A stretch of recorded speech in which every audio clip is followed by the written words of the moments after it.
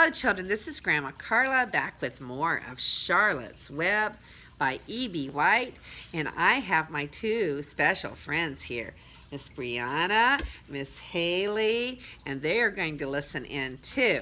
We are on Chapter 3, Escape. The barn was very large. It was very old. It smelled of hay and it smelled of manure. It smelled of the perspiration of tired horses and the wonderful sweet breath of patient cows.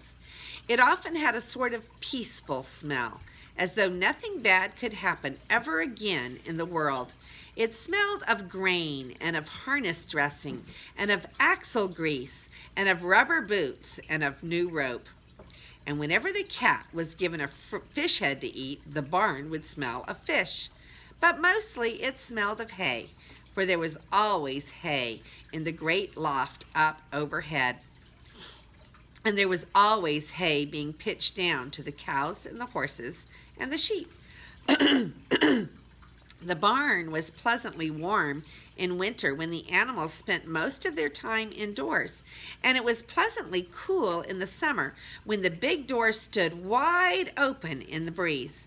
The barn had stalls on the main floor for the work horses, tie-ups on the main floor for the cows, a sheepfold down below for the sheep, and a pig pen down below for Wilbur, and it was full of all sorts of things that you find in barns: ladders, grindstones, pitchforks, monkey wrenches, scythes, lawnmowers, snow shovels, axe handles, milk pails, water buckets, empty grain sacks, and rusty rat traps.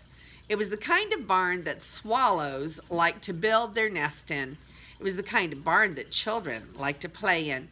And the whole thing was owned by Fern's uncle, Mr. Homer L. Zuckerman. Wilbur's new home was in the lower part of the barn, directly underneath the cows. Mr. Zuckerman knew that a manure pile is a good place to keep a young pig. Pigs need warmth, and it was warm and comfortable down there in the barn cellar on the south side. Fern came almost every day to visit him. She found an old milking stool that had been discarded, and she placed the stool in the sheepfold next to Wilbur's pen. Here she sat quietly during the long afternoons, thinking and listening and watching Wilbur. The sheep soon got to know her and trust her. So did the geese who lived with the sheep. All of the animals trusted her. She was so quiet and friendly. Mr. Zuckerman did not allow her to take Wilbur out, and he did not allow her to get into the pig pen. But he told Fern that she could sit on the stool and watch Wilbur as long as she wanted to. It made her happy just to be near her pig, and it made Wilbur happy to know that she was sitting there, right outside his pen. But he never had any fun. No walks, no rides, no swims. One afternoon in June, when Wilbur was almost 2 months old, he wandered out into his small yard outside the barn. Fern had not arrived for her usual visit. Wilbur stood in the sun, feeling lonely and bored. "There's never anything to do around here," he thought. He walked slowly to his food trough and sniffed to see if anything had been overlooked at lunch. He found a small strip of potato skin and ate it. His back itched, so he leaned against the fence and rubbed against the boards. When he'd tired of this, he walked indoors, climbed to the top of the manure pile, and sat down. He didn't feel like going to sleep. He didn't feel like digging. He was tired of standing still, tired of lying down. "I'm less than 2 months old, and I'm tired of living," he said. He walked out to the yard again. "When I'm out here," he said, "there's no place to go but in. When I'm indoors, there's no place to go but out in the yard." "That's where you're very wrong, my friend," said a voice. Wilbur looked through the fence and saw the goose standing there. "You don't have to stay in that dirty little yard," said the goose, who talked rather fast. "One of the boards is loose. Push on it, push on it, and come on out." "What?" said Wilbur. "Say it slower." At the risk of repeating myself," said the goose, "I suggest that you come on out. It's wonderful out here." "Did you say a board was loose?" That I did, said the goose. Wilbur walked up to the fence and saw that the goose was right. One board was loose. He put his head down, shut his eyes, and pushed. The board gave way. In a minute, he had squeezed through the fence and was standing in the long grass outside his yard. The goose chuckled. "How does it feel to be free?" she asked. "I like it," said Wilbur. "That is, I guess I like it." Actually, Wilbur felt queer to be outside his fence with nothing between him and the big world. "Where do you think I'd better go?" Anywhere you like, said the goose. "Go down through the orchard, root up the sod. Go down through the garden, dig up the radishes, root up everything, eat grass. Look for corn, look for oats, run all over, skip and dance, jump and prance. Go down through the orchard and stroll in the woods. The world is a wonderful place when you're young." "I can see that," replied Wilbur. He gave a jump in the air, twirled, ran a few steps, stopped, looked all around and sniffed the smells of afternoon, and then set off walking down through the orchard, pausing in the shade of an apple tree. And he put a strong snout onto the ground and began pushing, digging, and rooting. He felt very happy. He had plowed up quite a piece of ground before anyone noticed him. Mrs. Zuckerman was the first to see him. She saw him from the kitchen window, and she immediately shouted for the men. "Homer!" she called. "Pigs out! Lurvy, pigs out! Homer, Lurvy, pigs out! He's down there under that apple tree." "Now the trouble starts," thought Wilbur. "Now I'll catch it." The goose heard the racket, and she too started hollering. "Run, run, run, downhill! Make for the woods!" She shouted to Wilbur. "They'll never catch you in the woods." The Cocker Spaniel heard the commotion, and he ran out from the barn to join the chase. Mr. Zuckerman heard, and he came out of the machine shed where he was mending a tool. Lurvy, the hired man, heard the noise and came up from the asparagus patch where he was pulling weeds. Everybody walked toward Wilbur, and Wilbur didn't know what to do. The woods seemed a long way off, and anyway, he had never been down there in the woods, and he wasn't sure he would like it. "Get around behind him, Lurvy," said Mr. Zuckerman, "and drive him toward the barn. And take it easy. Don't rush him. I'll go and get a bucket of slops." The news of Wilbur's escape spread rapidly among the animals on the place. Whenever any creature broke loose on Zuckerman's farm, the event was of great interest to the others. The goose shouted to the nearest cow that Wilbur was free, and soon all of the cows knew. Then one of the cows told one of the sheep, and soon all of the sheep knew.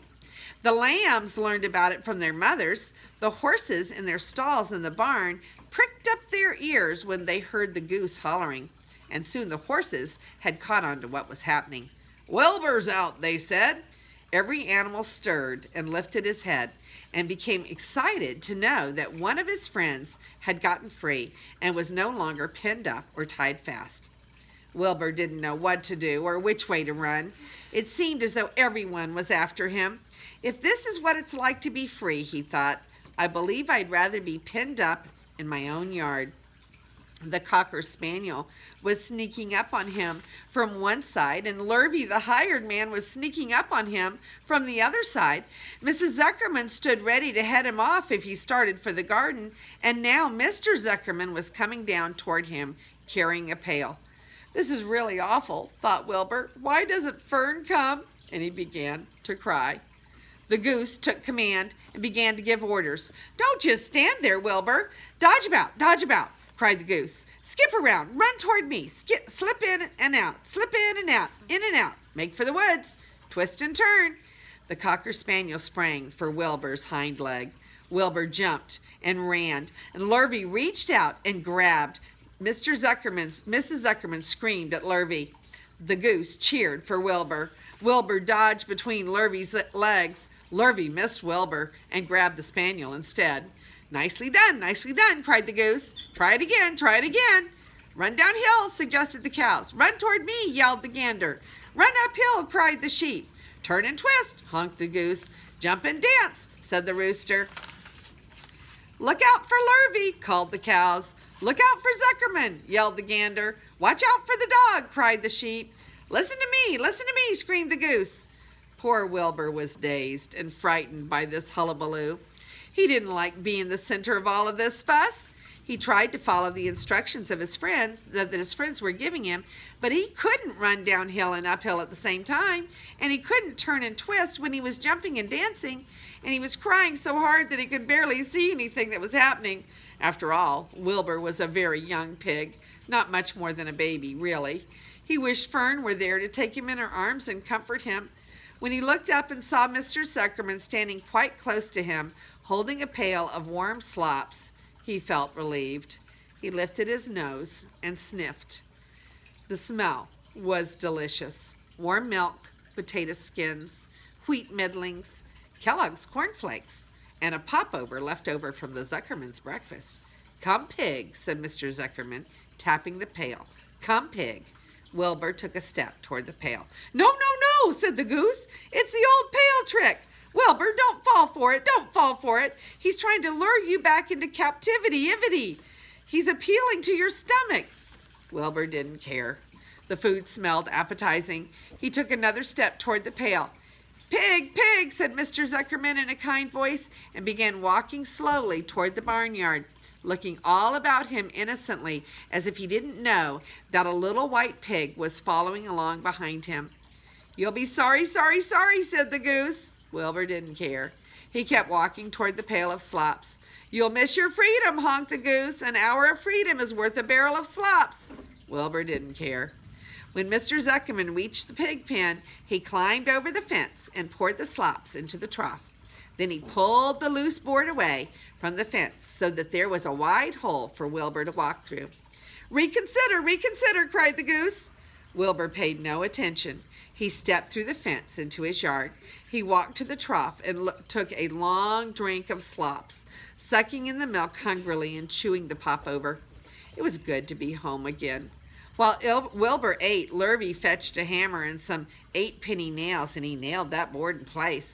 Then he and Mr. Zuckerman leaned lazily on the fence, and Mr. Zuckerman scratched Wilbur's back with a stick. "He's quite a pig," said Lurvy. "Yes, he'll make a good pig," said Mr. Zuckerman. Wilbur heard the noises of the words of praise. He felt the warm milk inside his stomach. He felt the pleasant rubbing of the stick along his itchy back. He felt peaceful and happy and sleepy. This had been a tiring afternoon. It was still only about 4 o'clock, but Wilbur was ready for bed. "I'm really too young to go out into the world alone," he thought as he lay down. All right, so let's look at our pictures. And here's a picture of Wilbur in his pen eating at his little trough at the Zuckerman farm. And here's a picture of Fern with the goose beside her. And there's a sheep beside her too. And she's looking over the little fence at Wilbur's little place there. She could sit close to him, but she couldn't get in with him. If it was a manure pile, I don't think I'd want to get in with him. And there, Mr. and Mrs. Zuckerman are trying to shoo the pig back into his little pen. Oh my goodness, and here's poor Lurvy running all over trying to catch Wilbur, and he catches the dog instead.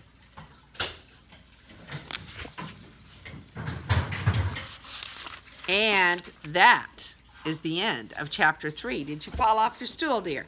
And this is Grandma Carla, and I love you.